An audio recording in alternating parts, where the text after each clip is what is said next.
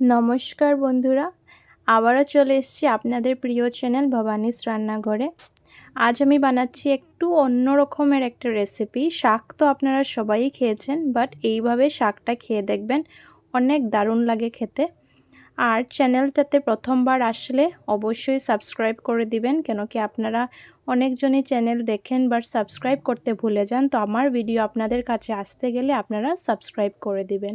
শাক কাটা হয়ে গেলে তারপর আমরা এখানে মিক্স অনেক রকমের শাক নিয়েছি। তারপর নুন, হলুদ আর লঙ্কা দিয়ে, লাল মরিচের গুঁড়ো দিয়ে ভালো করে এইভাবে করে মেখে নিব, তাকে সব জায়গায় নুনটা ইভেনলি যেন সব জায়গায় লেগে যায়।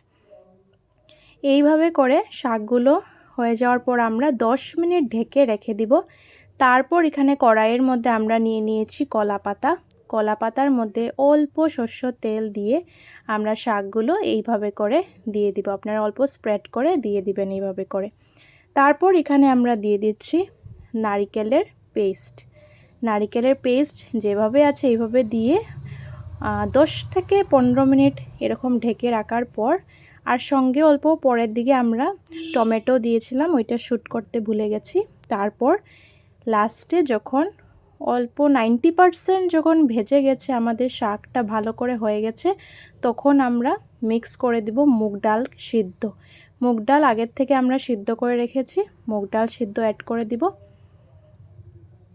মুগ ডাল সিদ্ধ অ্যাড করার পর মুগ ডালের জন্য পরিমাণ মতো নুন দিয়ে আরও লাস্টে অল্প ঘি দিয়ে আমাদের রেসিপিটা রেডি হয়ে গেল। আপনারা বাড়িতে অবশ্যই ট্রাই করবেন। ভিডিওটা ভালো লাগলে লাইক, শেয়ার আর অবশ্যই কমেন্ট করে জানাবেন কেমন লাগলো ভিডিওটা। টাটা।